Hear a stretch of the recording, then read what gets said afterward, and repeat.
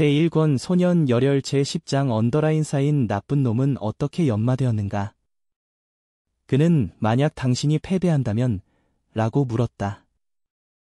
고보스는 비웃었다. 너는 매우 자신감이 있어. 당신은 당신이 이길 것이라고 생각합니까? 그는 만약 당신이 패배한다면 어떻게 될까? 라고 물었다. 고모는 그를 힐끗 쳐다보았다. 나는 졌다. 너는 가. 삼운동은 만약 내가 졌다면? 라고 말했다. 네가 졌다면 내가 너를 죽일 거야. 그건 조금 불공평한 것 같은데. 내가 이기거나 지는 것은 당신에게 아무런 영향을 미치지 않는 것 같아요. 그렇지 않나요? 삼운동이 꽉 쳐다보면서 고보장은 자신의 뇌가 한참 막연해지면서 그럼 어떻게 해야 한다고? 라고 물었다. 삼운동은 고보이를 응시하며 웃으며 말했다. 나는 졌다. 내 목숨은 너에게 주며 내가 처리하면 내가 너의 동생이 되라고 해도 된다. 만약 당신이 패배한다면 당신은 나에게 한 가지 약속해야 한다. 한 가지, 그는 나와 함께하지 않을 것입니다. 고보스는 생각으로 얼굴이 붉어지고 고개를 끄덕이며 말했다. 좋아, 약속할게. 삼운동은 미소를 지으며 고개를 끄덕이며 소리쳤다. 고보스, 그럼 시작하자. 그는 감히 눈앞에 있는 이 어린 소녀를 얕볼 수 없다. 두 사람은 경기장을 향해 천천히 접근했고 마침내 모두 서서 서로를 응시했고 아무도 감히 먼저 성급하게 출격하지 않았다. 두 사람은 경기장에 서서 움직이지 않았지만 머리 꼭대기에는 이미 땀이 났다. 삼운동 이마에 한 방울의 땀이 아래로 미끄러져 그의 눈에 떨어졌지만 그는 감히 문질러 가지 못했다. 눈앞에 있는 이 여학생이 그에게 준 압력은 그가 조금만 움직일 수 없게 했다. 시간이 멈춘 것 같았고 두 사람으로부터 나오는 압력으로 집안의 큰 동생들도 땀으로 가득 차서 숨을 쉴 수 없게 되었다. 내 이름은 고엠이야. 고보스의 묘한 한마디로 삼운동은 한숨을 쉬게 했다. 그가 멍하니 찔린 순간 고보스는 삼운동의 아랫배를 칼로 찔렀다. 그는 숨고 싶어하는 것을 반영했고 본능적으로 두 손으로 칼을 잡은 고보스의 손목을 잡고 충동에 따라 몸이 멈추지 않고 뒤로 물러났다. 뒤에서 책상 한 대에 꽂혀 있다.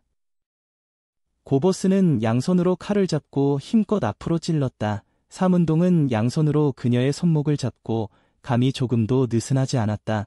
두 사람은 서로 교착 상태에 빠졌다. 삼운동은 이빨을 악물며 너 좋은 고보스는 몸을 앞으로 기울여서 서로 라고 말했다. 삼운동은 한숨을 마시며 폭발력으로 고보장의 손목을 앞으로 힘껏 밀고 몸이 순세로 옆으로 굴러갔다. 고보장의 힘은 모두 손목에 쓰여서 종세가 불안정하여 한 칼이 삼운동의 뒤쪽의 책상 위에 찔렸다.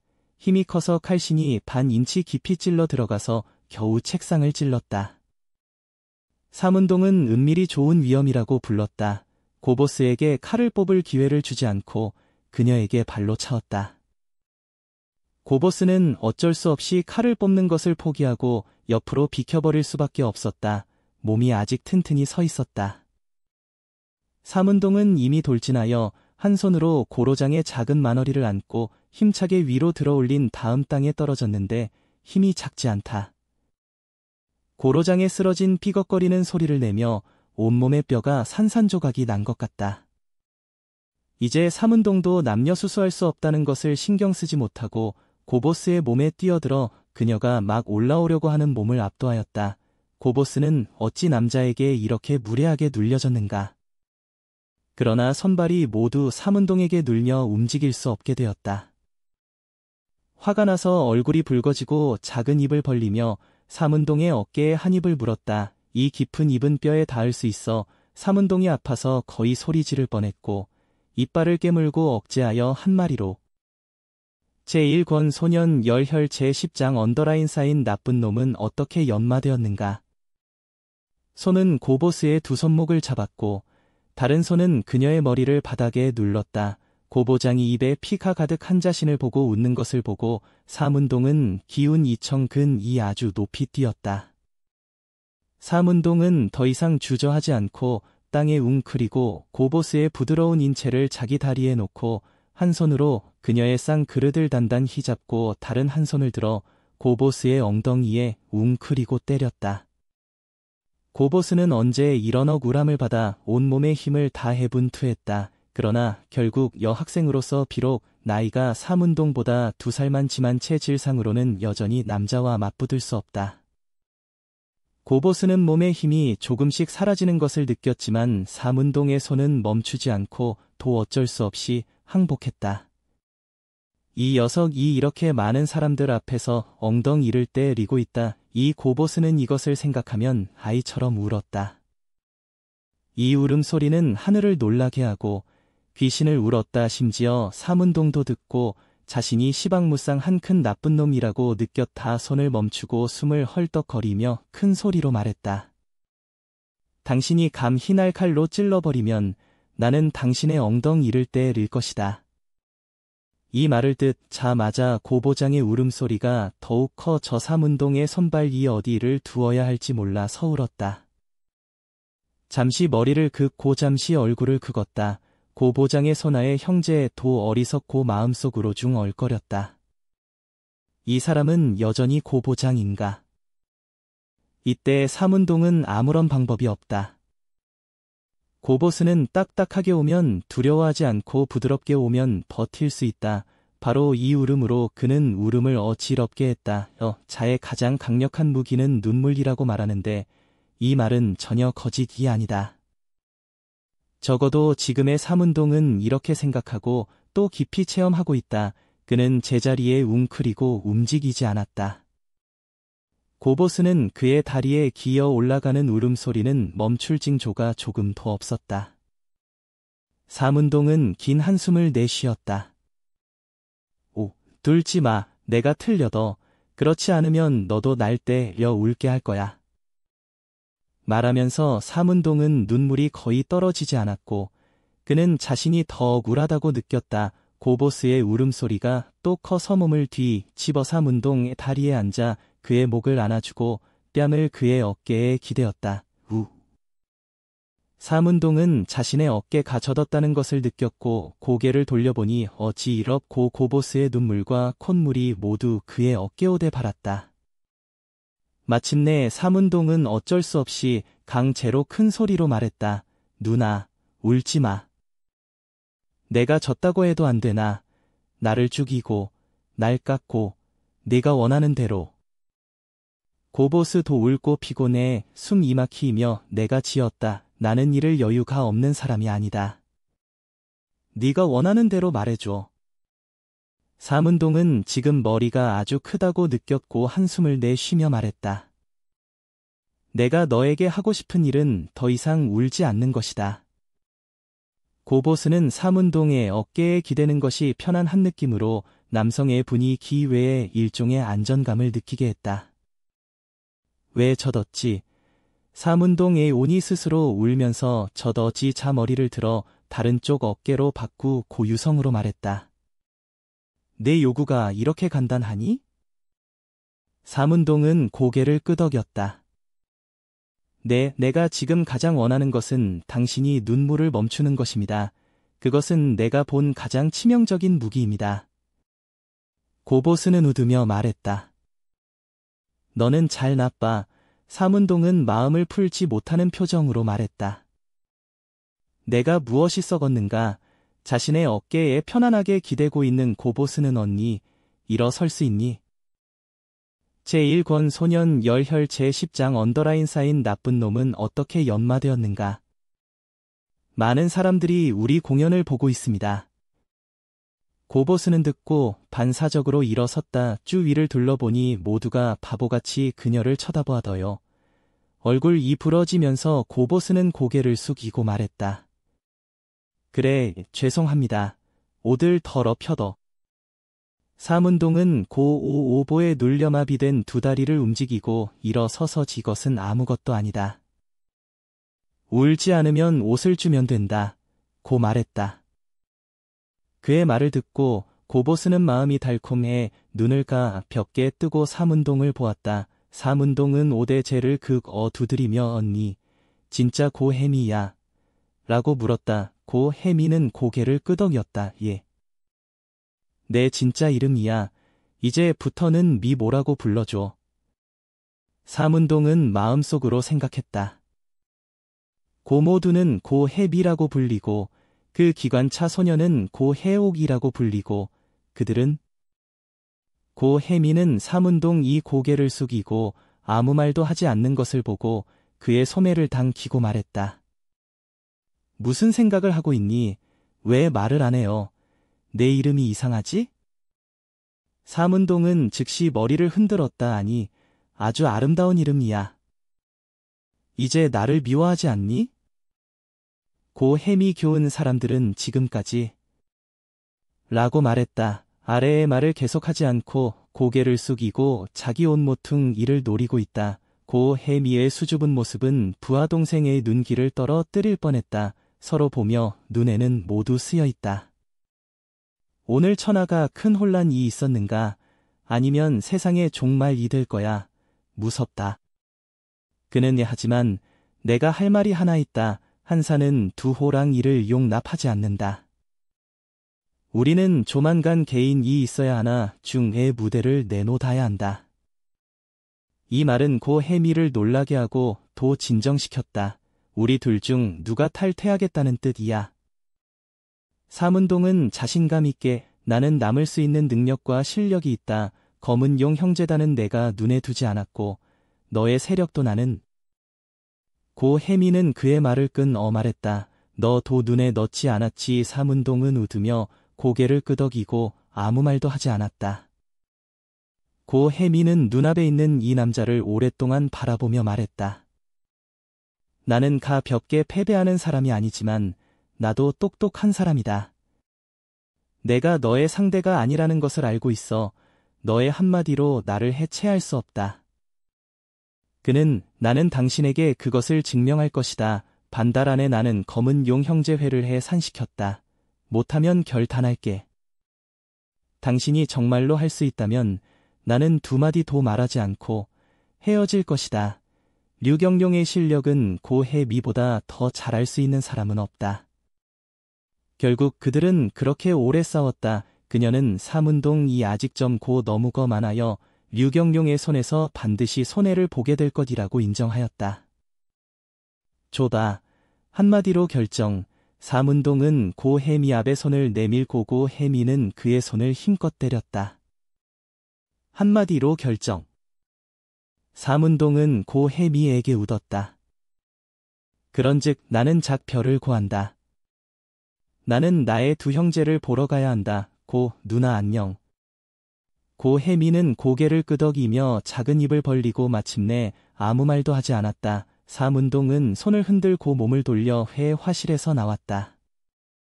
나와서 긴 숨을 들이쉬며 아까 고혜미와 싸운 장면을 생각하니 정말 소멸하라. 고개를 저으며 자신의 생각에 대해 우스꽝스럽다. 고혜미는 자신과 같은 사회에 있지 않고 게다가 그녀는 청갱의 보스인 여자로서 자신은 지금 작은 악당일 뿐이다. 고혜미는 삼운동이 떠나는 등 영를 오래 지켜보았다. 마음속으로 결정을 내렸는데 자신이 반드시 이 남자를 정복해야 한다. 아니, 소년이야. 삼운동 강은 3층 계단에서 반쯤 내려갔는데 아래에서 큰 무리가 불러올랐다. 두 머리는 사만이고 또 얼굴에 푸른색과 보라색이 있는 리상과 고강이다. 삼운동을 보자 모두들은 분명히 안심했다. 우리상은 큰 소리로 물었다. 동형, 너 잘 지내니? 이제 삼운동은 얼굴에 피가 묻고 어깨가 크게 부러졌다. 그는 웃으며 나는 괜찮다. 다빠 도와둬요. 많은 삼운동을 자세히 바라보며 그가 괜찮다는 것을 확인한 후 웃으며 말했다. 너는 신수장연강이라는 형제가 사람을 찾아 나를 얻으라고 했다. 동형, 이렇게 큰 일은 너는 어차피 나에게 통지해야 한다. 만약 내가 사고가 생기면 다음에는 그럴 수 없어. 제1권 소년 열혈 제11장 나쁜 놈은 어떻게 연마되었는가. 새 눈 한 얼굴의 걱정을 보고 따뜻한 흐름이 삼운동의 마음속으로 흐르고 감사하며 말했다. 좋아. 장영, 앞으로 무슨 일이 있어? 나는 반드시 가장 먼저 너에게 말할 것이다. 좋아. 새 눈은 하하 웃었다. 그건 거의 비슷하다. 형제는 무슨 용도로 쓰이는 거야? 위난에 너를 생각할 수 있는 사람은 형제라고 하는 거야. 삼운동은 고개를 끄덕이며 그래, 또 무슨 말을 해야 할지 갑자기 자신이 어지럽다는 것을 느꼈다. 눈앞의 모든 것이 빠르게 회전하고 계단 손잡이를 손으로 잡고 몸이 끊임없이 흔들리고 얼굴색이 갑자기 하얗게 변했다. 동영, 왜 그래요? 사마는 큰 소리로 삼운동을 부축하고 양손을 힘껏 껴안고 큰 걸음으로 아래층으로 달려갔다. 다른 사람들도 깜짝 놀랐다. 이상은 유엄마. 내가 고보스 씨를 찾아가 필사적으로 라고 외쳤다. 뒤에서 칼을 꺼내서 위층으로 달려갔다. 아래의 형제들도 분분히 남자를 집어들고 오리상을 따라 달려갔다. 삼눈의 품에 안겨있는 삼운동은 마음이 급해 소리를 지르려도 소리를 지르지 못하고 허약하게 장영, 빨리 리상을 불러오세요 라고 말했다. 삼눈의 동영의 얼굴이 초조함을 보고 로비, 돌아와 라고 외쳤다. 동영이 내게 할 말이 있어. 3층에 올라간 리상은 듣고 망설였다. 류진발이 달려왔다. 동영, 무슨 일이야? 나는 그 창녀를 데려다 줄 것이다. 그는 그를 쳐다보며 무슨 일이 일어나고 있는지 알아. 항상 이렇게 충동적이어서 모두 나에게 돌려줘. 후로는 고보스한테 귀찮게 하지 마. 알겠어? 리상은 삼운동이 화를 내린 것을 보고 대기가 감히 한마디도 하지 않았고 칼을 또 허리에 끼고 조심스럽게 물었다. 동영, 왜 우리가 고보스에게 가서 계산하라고 하지 않았는가? 우리는 그녀를 두려워하지 않는다. 삼운동은 무슨 말을 하고 싶었지만 또 어지럽고 손을 흔들며 좋아, 잠시 동안은 말할 수 없어. 나중에 너희들과 설명해 주겠다고 말했다. 목소리가 갈수록 낮아지자 마지막에 삼운동은 머리가 가라앉아 기절했다. 동영, 모두들 삼운동의 모습을 보자 한 목소리로 호소했다. 사마는 감히 멈추지 못하고 계단에서 뛰어내려 건물 밖으로 달려갔다. 학교 밖으로 달려가 택시를 맞고 인근 병원으로 곧장 갔다. 다른 사람들은 모두 뒤를 따라 차를 맞고 병원에 따라 삼운동의 병세를 보려고 했다. 그러나 고강에게 막혀 큰 소리로 여러분 먼저 돌아가세요. 이렇게 많은 사람들이 병원에 가는 것이 불편합니다. 잠시 후에 제가 돌아와서 동영의 상황을 알려드리겠습니다. 라고 말했다. 고강의 말을 듣고 사람들은 비록 꺼려하지만 여전히 남아서 소식을 기다려야 했다. 리상고강과 장현강 세 사람이 차에 올랐는데 장현강은 운전사에게 앞차를 따라가라고 말했고 운전사는 그 말에 응하여 차를 몰고 쫓아갔다. 뒤에서 다른 운전자의 비명소리가 들려왔다. 이봐, 너 아직 갈 수 있니? 그냥 안 가요. 엄마, 안 가면 닥털차라고 불러. 너희들은 무엇을 하고 있니? 사람을 때리고 싶어. 그라디, 숨을 참고 있는데 내가 먼저 시범을 해볼게. 제2시 제2인민병원 선생님, 제 친구는 어때요? 한 의사가 응급실에서 나왔는데 세아는 서둘러 달려들어 들어가서 초조하게 물었다. 의사는 그를 한번 보며 당신은 어떤 환자입니까? 라고 물었다. 의사의 모습을 보고 새 눈의 불이 이마에 이르렀고 숨을 쉴 수 있게 말하면서 의사님, 저는 환자의 친구입니다. 내 친구가 위험에 처해 있는지 궁금하다. 의사는 아직도 모르겠지만 어깨와 호랑이를 발견했을 뿐이라고 말했다. 제1권 소년 열혈 제11장 나쁜 놈은 어떻게 연마되었는가. 입에 외상이 있는데 다른 병은 검사 결과가 나올 때까지 알아야 한다고 말했다. 새 눈은 급히 말했다. 그럼 우리가 지금 들어가서 볼 수 있습니까? 의사는 그럼 어떻게 할 수 있습니까? 환자는 아직 휴식을 취하고 있으며 다른 사람들은 방해할 수 없습니다. 라고 말했다. 사마는 고개를 끄덕이며 주머니에서 $200를 꺼내 의사의 손에 넣고 말했다. 우리는 그의 가장 친한 친구입니다. 들어가서 단지 보려고 합니다. 결코 그를 귀찮게 하지 않을 것입니다. 안심하십시오. 융통되는지 확인하십시오. 의사는 손에 있는 돈을 보더니 태도가 곧 달라졌고 새 눈의 어깨를 두드렸다. 이럴 때 내가 너희들을 들여보내지 않으면 합리적이지 않을 것이다. 뒤쪽 간호사에게 돌아서서 그들이 들어가서 보도록 내버려 두십시오. 검사 결과는 내일 나올 수 있으니 안심하세요. 사마는 고개를 끄덕여 감사의 말을 하고 리상과 세 사람이 병실로 들어갔다. 삼운동은 얼굴이 창백하고 눈을 감고 침대에 누워 팔에 약관을 꽂은 것을 보았다. 리상은 대걸음으로 다가온 그앞에 삼운동의 손을 잡고 눈물을 침대에 떨어뜨리고 입속에서 중얼거렸다. 다 내 탓이 쓸모없다. 동영이 나를 구하기 위해서가 아니었다면 이렇게 하지 않았을 것이다. 내 탓이 탓. 모두들 마음속이 안 좋아서 리상이 이렇게 말하는 것을 듣고 더욱 마음이 칼처럼 뒤흔들어 고개를 숙이고 눈물을 닦았다. 사만의 눈동자가 약간 붉어지면서 다가와 리샹의 엉덩이를 걷어차며 사건이 모두 일어났다. 너는 울고 똥을 쓸 수 있다. 고 말했다. 리샹은 나는 걱정이야. 라고 더 목을 굽혔다. 사만은 큰 소리로 말했다. 엄마. 나는 너보다 더 걱정해서 울지도 않았어. 생각. 의사는 심각한 외상이 없다고 말했다.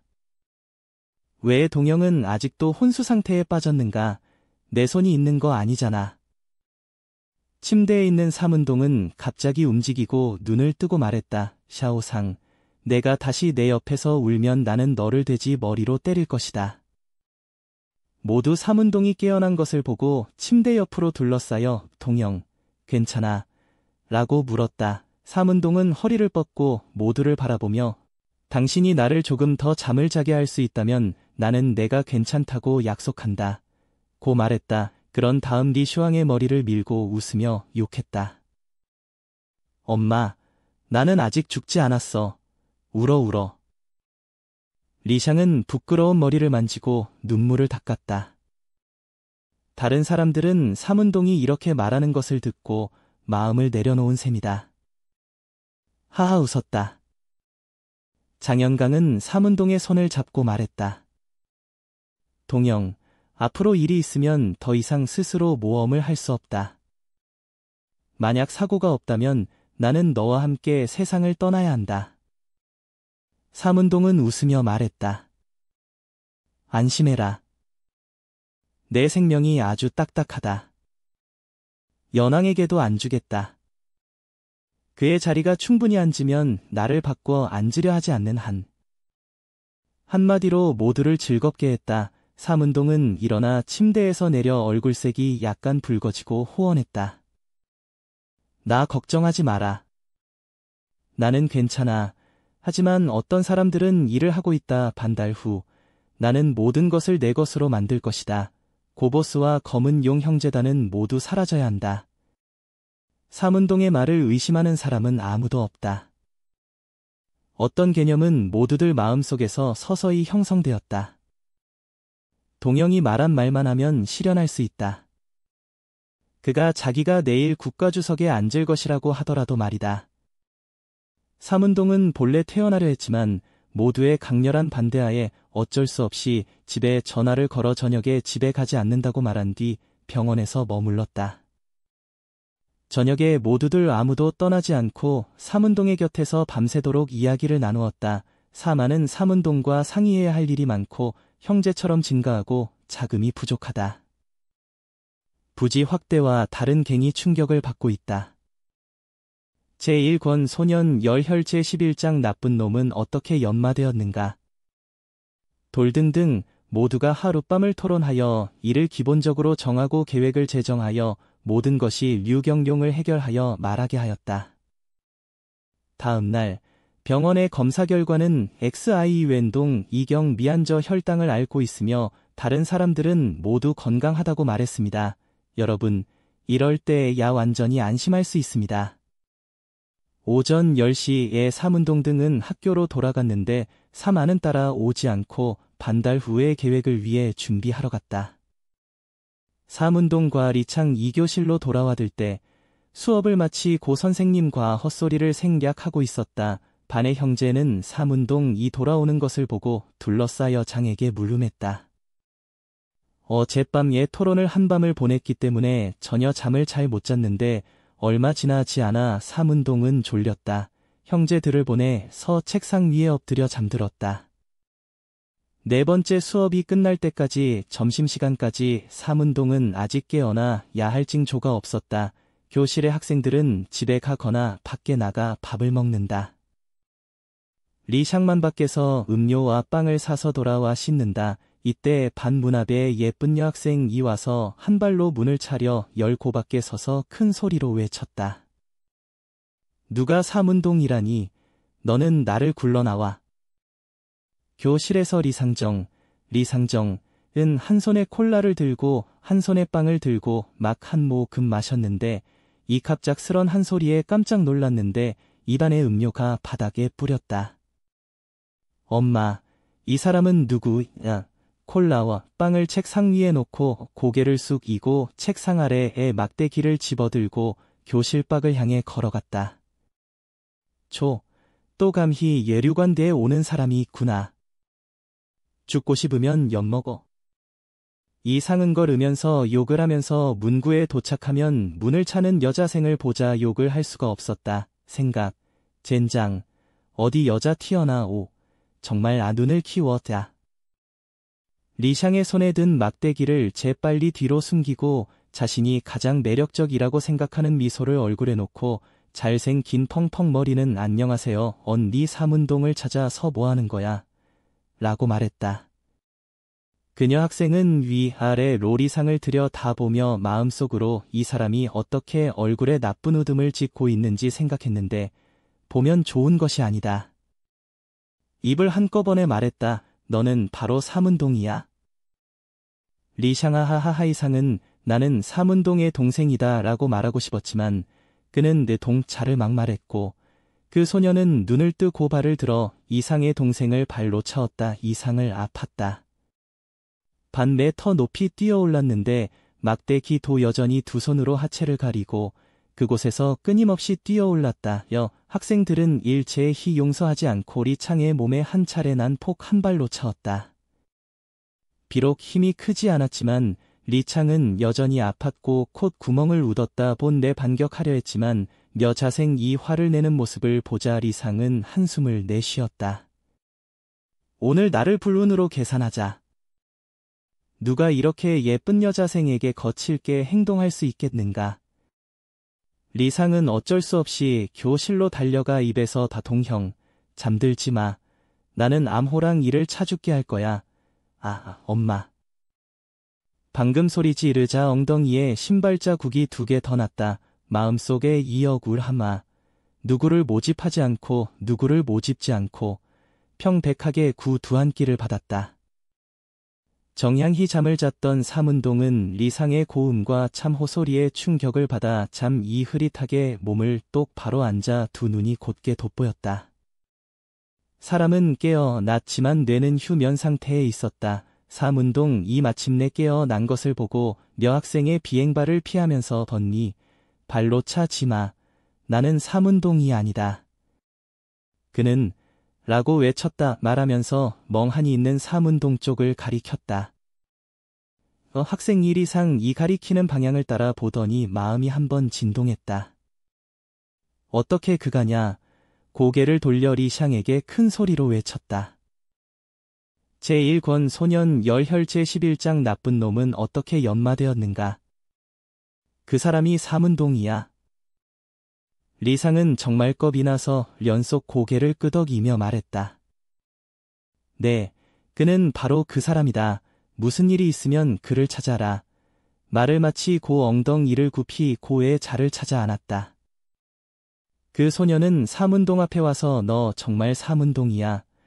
라고 물었다. 후 자는 반영되지 않는다. 우리 샹은 호 기심을 가지고 지켜보았다.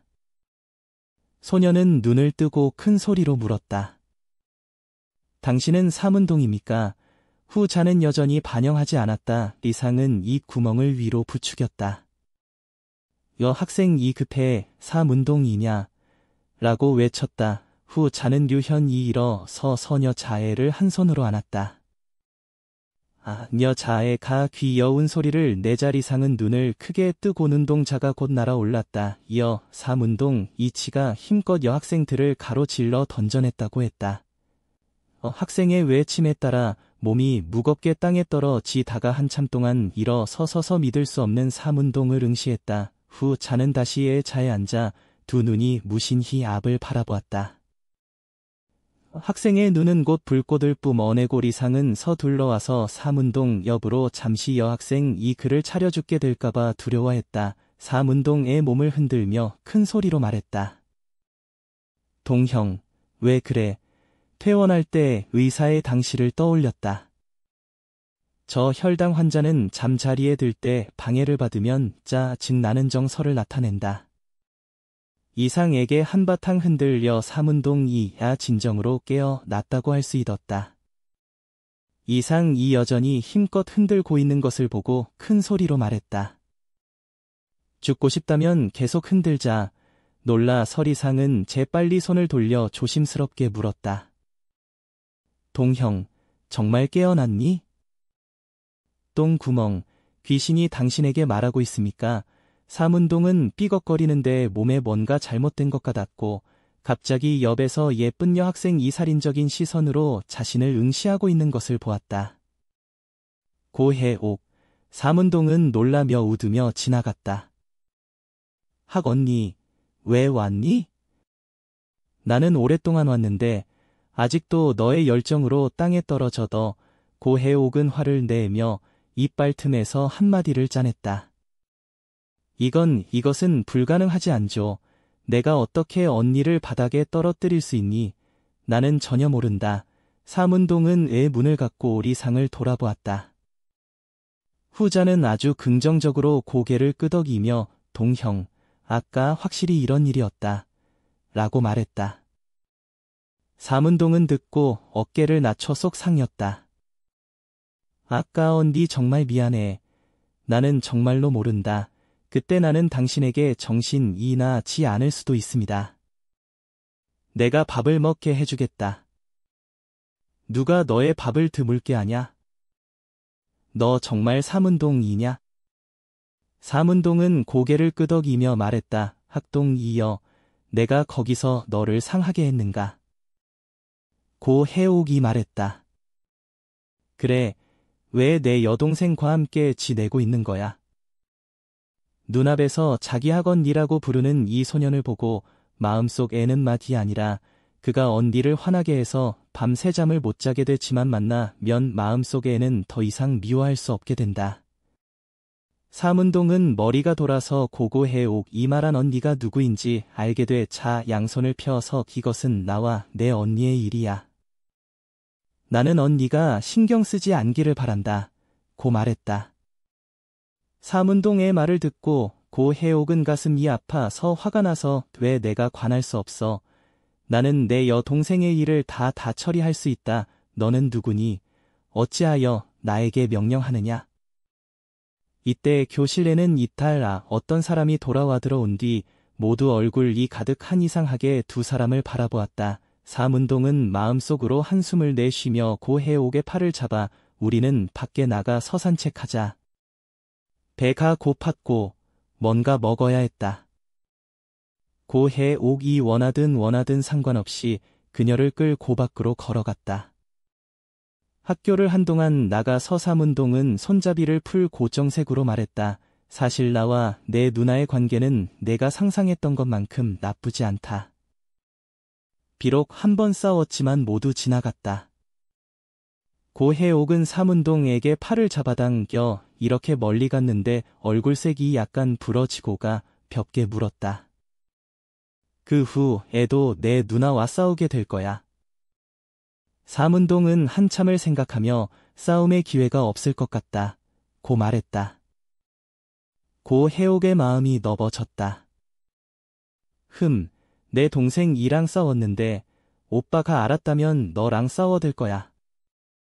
사문동은 이상하게 물었다. 내 둘째 형은 누구야? 고해옥은 하하 웃으며 장난스러운 눈을 깜빡이고 말했다. 나는 너에게 말하지 않을 것이다. 어차피 그는 매우 대단한 인물이다. 제1권 소년 열혈 제12장 언더라인 쌓인 나쁜 놈은 어떻게 연마되었는가. 정말 대단한 인물. 그는 그 사람이 누구인지 추측할 수 없었고 나는 그를 만날 기회가 있을 것이다. 라고 말했다. 하하. 고해옥은 그의 얼굴이 향하는 모습을 보고 의도적으로 그는 너 같은 작은 사람을 보지 않을 것이다. 라고 말했다. 말을 마치고 펑펑 웃었다. 고해옥의 장난스럽고 순진한 미소를 보고 사문동은 한숨을 쉬지 않았다. 사문동이 어리석게 자신을 바라보는 것을 보고 작은 얼굴이 붉어지고 고해옥은 그의 눈앞에서 손을 흔들며 이봐. 아름다운 여자 본 적 없니? 사문동은 정신을 돌아와 눈앞에서 끊임없이 흔들리는 작은 손을 잡고 말했다. 그래, 그래.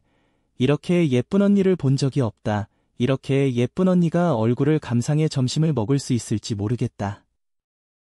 고해옥의 작은 손은 사문동에게 잡혀 몇 번이나 뽑지 못했고 얼굴이 붉어지는 것은 붉은 천을 덮은 것 같고 고개를 숙이고 좋아, 라고 말했다.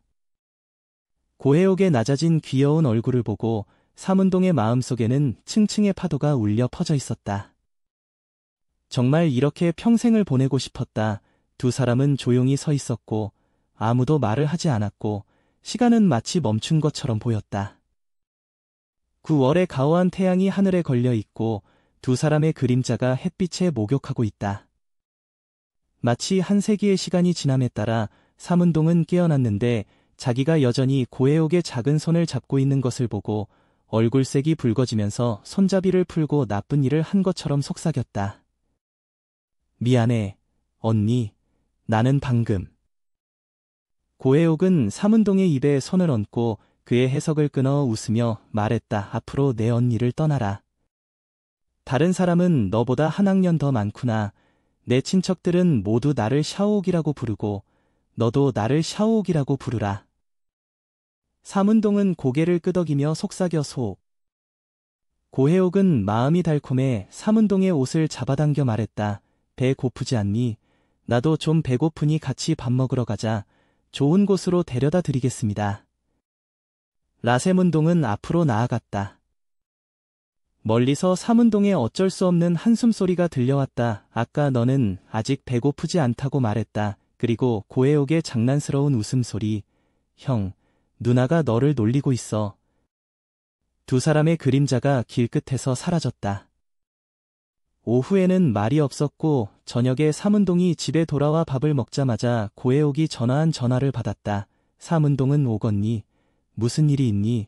라고 물었다. 전화의 반대편에서 각각 웃음이 들려왔다. 아무것도 아니야. 그냥 내가 보고 싶어. 너의 목소리를 듣고 싶어. 아무 일도 없어도 전화할 수 없네? 좋아. 언제든지 환영해. 아빠, 밥 먹었나? 방금 다 먹었는데 먹어도 조금도 불편해요. 왜요? 그건 너 탓이야. 너랑 언니가 싸운 이후로 언니는 하루 종일 얼굴이 딱딱하고 사람한테도 무관심해. 빨리 날 죽게 해. 어차피 내 잘못이야. 이봐, 아가씨, 그렇게 말할 수 없어요. 제가 억울할 거예요. 얘 너를 무시해. 나는 언니와 함께 갈 거야. 안녕. 류연호는 상대방의 전화가 끊어졌다. 사문동은 어이어지 않게 머리를 흔들었다. 고해옥이 전화하는 것이 무슨 뜻인지 이해하지 못했다. 아야, 여자의 마음은 정말 이해하기 어렵다. 사문동은 전화를 내려 자기 방으로 돌아가 책을 읽으러 갔다. 방청에서 사문동 아빠는 아들이 집에 들어오는 것을 보고 아내에게 속삭였다. 우리 아들은 처대상이 되지 않겠지. 하아. 다음 날, 셰웬동은 여전히 달리기를 타고 학교에 갔다. 반 안으로 들어가서 이상을 보고 가볍게 걸어갔다. 제1권 소년 열혈 제12장 언더라인 쌓인 나쁜 놈은 어떻게 연마되었는가. 목소리가 말했다. 소상, 너는 고강과 장영강을 찾아가. 나는 작은 나무숲에서 너희들을 기다리고 있다. 리상은 한숨에 응했다. 왜 그런지 묻지 않았다. 어차피 동영이 하는 일은 모두 이리가 있다는 것을 알고 있었다. 이상 이 떠난 후 책가방을 자신의 의자에 놓고 교실을 나왔다. 삼운동이 수림에 도착하자마자 리상 세 사람이 도착했다. 삼운동은 고개를 숙이고 잠시 생각하며 말했다. 류경룡을 대하는 방법을 상의하자. 나는 고보스와 내기를 한 적이 있다. 반달의 흑룡형제회를 무너뜨리지 않으면 우리를 해산한다. 이상은 동영, 나는 삼눈을 찾았다. 우리는 한숨에 그를 쳐버릴 것이다. 라고 말했다. 삼운동은 머리를 흔들며 나는 아직 류경룡을 본 적이 없다. 그가 어떤 사람인지 몰라. 그의 실력에도 잘 모르겠다.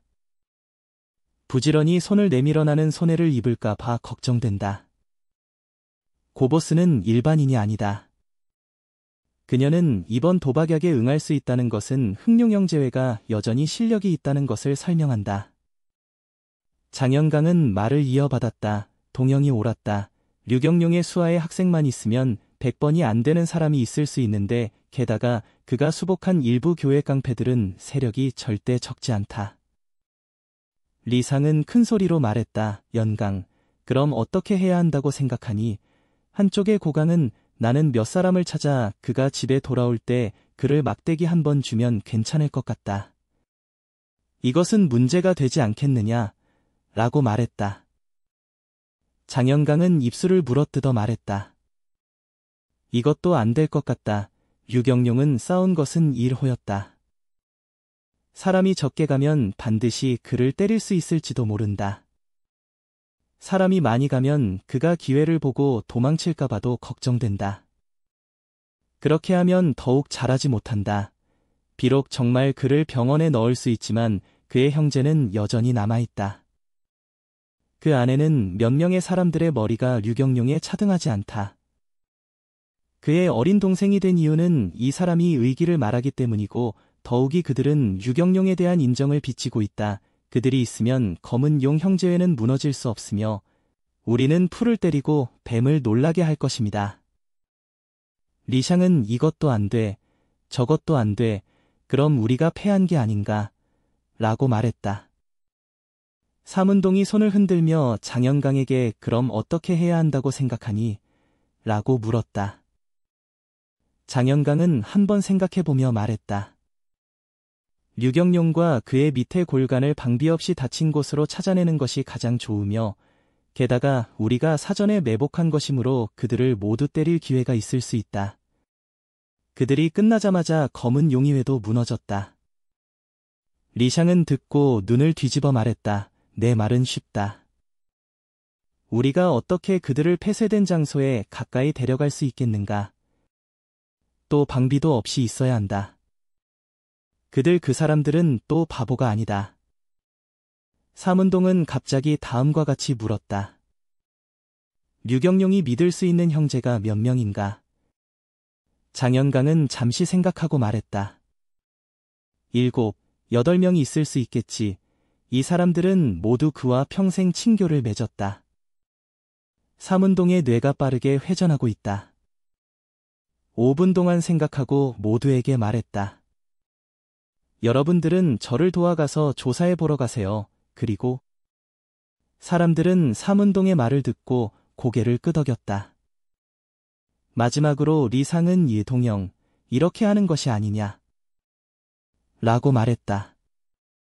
삼운동은 아직 말을 하지 못하자 장영강은 말을 접수하여 상가, 때로는 일을 하려면 수단을 선택하지 않으면 안 된다. 우리가 나가서 놀러 왔으니 더 이상 너무 많은 것을 요구할 수 없다. 이상은 난색을 안고 이건 내가 아는 것, 그냥 생각. 라고 말했다. 삼운동은 리상을 바라보며 큰 소리로 말했다. 무슨 생각이야? 나는 내가 좋은 사람이라고 말한 적이 없다. 우리가 앞으로 해야 할 일은 더 나빠질 것이다. 의심이 있으면 같이 말해줘. 제1권 소년 열혈 제12장 언더라인 쌓인 나쁜 놈은 어떻게 연마되었는가. 리샹은 삼운동이 이런 것을 본 적이 없어 고개를 숙이고 말했다. 동영, 내가 틀렸어. 앞으로는 다른 말을 하지 않겠다. 그는 나는 당신을 비난하지 않습니다. 이 세상에서 당신이 살아남으려면 흑도이든 백도이든 당신이 살아남고 싶다면 발전하고 싶다면 당신은 차가운 마음을 가져야 합니다. 리샹은 고개를 끄덕이며 말했다. 동영, 나는 이해했다. 어차피 언제든 나는 너의 말을 들어줄 거야. 삼운동은 고개를 끄덕이며 세 사람을 보고 물었다. 너들이 무슨 말을 하고 있는지 말해라. 안 되면 여기로 오세요. 여러분 교실로 돌아가세요. 생각해야 할 것들이 있다. 세 사람은 한 목소리로 아니요. 라고 말했다. 삼운동은 고개를 끄덕이고 그들이 갈 수 있다고 신호한 후 세 사람은 교학 건물을 향해 걸어갔다. 세 사람이 멀리 가고 있는 등을 보면서 삼운동은 혼자 숲속을 거닐면서 자신의 마음을 생각했다.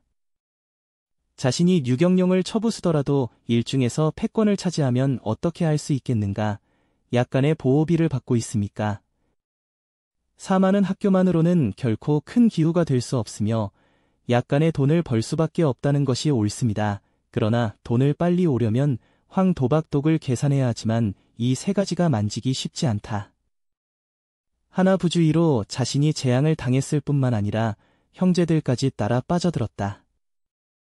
그리고 바로 장을 보고 돈을 벌지만 지금 장사가 좋은 것은 모두 지하 3대 갱에 의해 빼앗겨 있으며 장사가 좋지 않은 것도 작은 갱이 점령하는 것 같으니 정말 사만과 상의한 계획대로 해야만 한다. 이곳을 생각하면 삼운동은 한숨을 내쉬었다. 결심을 한 이상 바꿀 도리가 없다. 큰 걸음으로 교실 안으로 걸어갔다. 3일 후 놀라울 정도로 평온했다. 실력이 있는 세계 조직은 단 한 번도 싸움을 한 적이 없다. 다만 평온한 물면 아래에서 한바닥의 놀라움의 파도가 임박하고 폭풍우가 이곳을 씻어내려고 하며 새로운 패턴이 끓어오르고 있다. 사흘 후 밤, 하호연은 집으로 돌아가는 길에 걸어가자 아까 용영과 형제들과 열린 회의를 생각하면 마음속에는 진동이 난다. 일중은 원래 고보장이 있으면 충분히 태평하지 않다. 이제 또 삼운동이군 돌발하여 정세가 갈수록 복잡해졌다. 다행히 삼운동이 고보사와 맞붙어 서는 것은 자신의 이 방면의 문제를 찾을 기회가 없었다.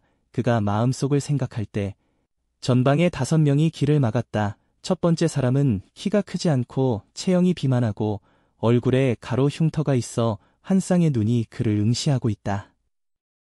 그는 형제들이 왜 내 길을 막았습니까? 라고 물었다. 뚱뚱한 남자는 웃었다. 당신은 허울 아닙니까? 내 상사가 너를 만나고 싶어. 내가 얼굴을 감상할 수 있을지 모르겠다. 하호연은 마음이 약간 놀랐고 뚱뚱한 사람 뒤에 있는 사람을 보고 일중학교 교복을 입고 대개을 이해해 말했다. 너희 보스가 바로 삼운동이 아닌가. 그러나 나는 그를 만나는 데 관심이 없으며 그가 나를 만나고 싶다면 직접 오게 하십시오. 그 뚱뚱한 사람은 바로 리샹이었고 말했다. 이봐, 호연형이 좀 미쳤어? 그러나 상관없다. 동영이 말했다. 내가 스스로 가고 싶지 않으면 우리 이 형제들은 너를 도울 수 있다. 그는 눈을 뜨고 말했다. 당신은 단지 몇 명의 사람들이 나를 막을 수 있다고 생각합니까? 농담. 리샹은 얼굴이 가라앉아 말했다. 아침에 흑룡 형제 외에 너 같은 번호가 있다는 말을 들었다.